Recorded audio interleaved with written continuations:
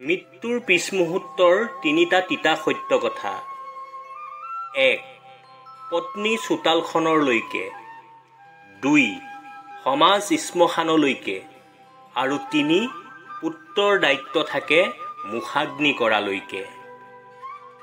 এটা সন্তানৰ বাবে দেউতা কোন হয় সেয়া বুজিবলৈ হ'লে নিজৰ বুঢ়া আঙুলিটোৰ ব্যৱহাৰ বন্ধ কৰক। মা কোন হয় বুজিবলৈ হ'লে নিজৰ চকুৰ জোৰ মুদি যিকোনো ফালে লক্ষ্য কৰাৰ চেষ্টা কৰক। ককাই ভাই কি হ'ব পাৰে সেয়া বুজিবলৈ হ'লে যিকোনো এটা আঙুলিৰ ব্যৱহাৰ কৰা বন্ধ কৰক। আৰু পতি পত্নী কি হয় সেয়া জানিবলৈ হ'লে এখন হাতেৰে কাম কৰা বন্ধ কৰক। দুটামান মিঠা কথা ক'লেই হৃদয়ত থকা দুখবোৰ নাইকিয়া কৰিব নোৱাৰি। যেনেকৈ ময়ূৰ চৰায়ে যে সাপ খায় ময়ূৰক দেখি বুজিব নোৱাৰি। মাত্ৰ পাপ আৰু পুণ্যৰ কৰ্মহে ভগৱানৰ ওচৰলৈ যাব। সেয়েহে জীয়াই থকা দুদিন এনেকুৱা কাম কৰক যাতে মৃত্যুৰ পিছতো আপোনাৰ সৎকৰ্মৰ দ্বাৰা জীয়াই থাকিব পাৰে। যিমান সম্ভৱ তৰ্ক নকৰি শান্ত হৈ থাকক, কথা কমকৈ কওক। আপোনাৰ হৃদয়ত নীৰৱতাই দেখা দিব, মন প্ৰশান্তিৰে ভৰি পৰিব। যিয়েই যিমানেই দুখ নকৰক কিয় মই ক্ষমা কৰি দিওঁ, কাৰণ মই সকলোকে বিশ্বাস কৰি লওঁ। খং উঠিলে গালি পাৰোঁ, কিন্তু পিছত নিজেই কষ্ট পাওঁ। সকলোৰে সমস্যা সমাধান কৰোঁ, কিন্তু সকলোৱে পাহৰি যায় মোৰো যে এটা মন আছে। আৰু সেয়ে নিজৰ জীৱনৰ হাজাৰ সমস্যাৰ কথা কাকো হৃদয় উজাৰি ক'ব নোৱাৰোঁ। যিজনৰ ওচৰত প্ৰমাণৰ অভাৱ আৰু জানিবলৈ ইচ্ছাও নকৰে, তেনে মানুহে অতি সহজেই যিকোনো কথা পৰিস্থিতিত পৰি বিশ্বাস কৰি ল'বলৈ বাধ্য হয়। তাই নিজৰ বিবেকক কষ্ট নিদিয়ে, কাৰণ সঁচাৰ ওচৰত মিছাবোৰ হাৰিবলৈ বাধ্য হয়। শক্তি শব্দত দিয়াতকৈ কৰ্মত দিয়া বেছি উত্তম। যিদৰে শস্য ভাল কৰে বৰষুণেহে, কিন্তু বানপানীয়ে প্ৰকৃতিৰ লগতে সকলো শেষ কৰিহে নিয়ে। শ্মশানৰ হিচাপ একদম সঠিক। ধনী হওক বা দুখীয়া, সকলোৰে বিচনাখন কিন্তু একেই। প্ৰমাণ দিয়াত সময় নষ্ট নকৰাই ভাল, কাৰণ মানুহে সেয়াই শুনিব বা বুজিব যি তেওঁলোকে শুনিবলৈ আৰু বুজিবলৈ বিচাৰিব। তিতা লগা কিন্তু সত্য কথা। অন্ধবিশ্বাস হৈছে এনে এক বস্তু যাক মানুহে আটাইতকৈ বেছি বিশ্বাস কৰে। বাৰে বাৰে ভুল ধৰাৰ পিছতো যিজন মানুহে পুনৰ সেই ভুলটোকে কৰে, তেনেহ'লে জানিব সেইটো তেওঁৰ ভুল নহয়, সেইটো হ'ল তেওঁৰ অভ্যাস। সাফল্য স্থায়ী নহয়, ব্যৰ্থতা মানে মৃত্যু নহয়। আচল বেপাৰটো হ'ল মনৰ মাজত সাফল্য ধৰি ৰখাৰ কাৰণ। তোমাৰ মনত যদি সাহস থাকে তেন্তে নিশ্চয় জিকিবা।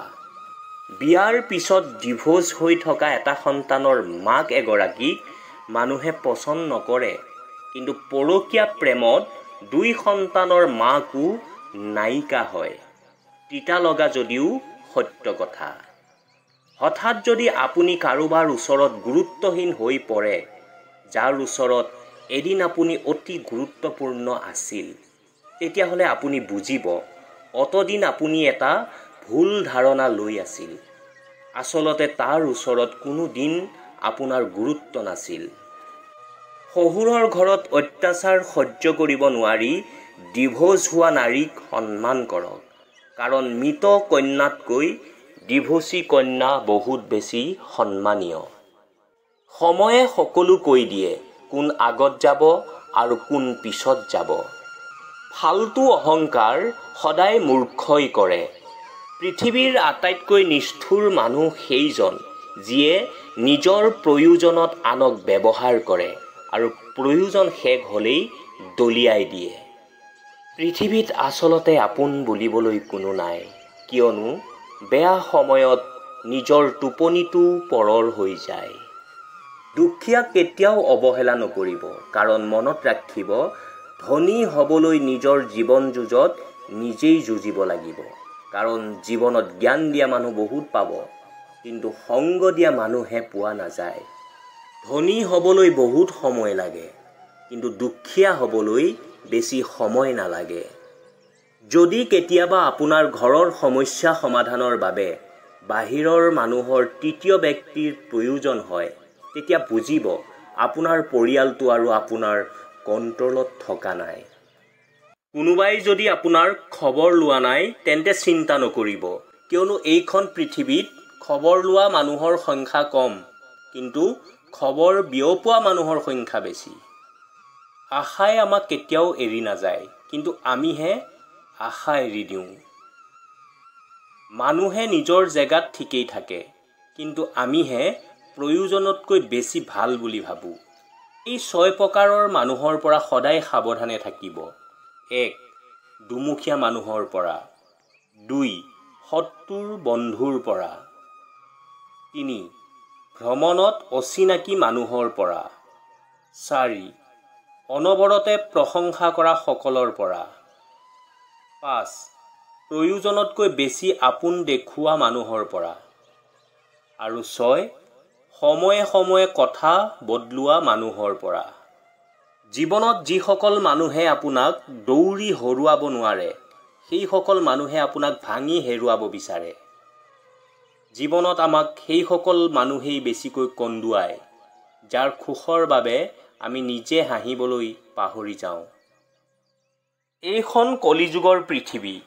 ইয়াত সত্যত চলাজনৰ, হৃদয়েৰে সম্পৰ্ক কৰাজনৰ আৰু প্ৰেম কৰাজনৰ মূল্য নাই।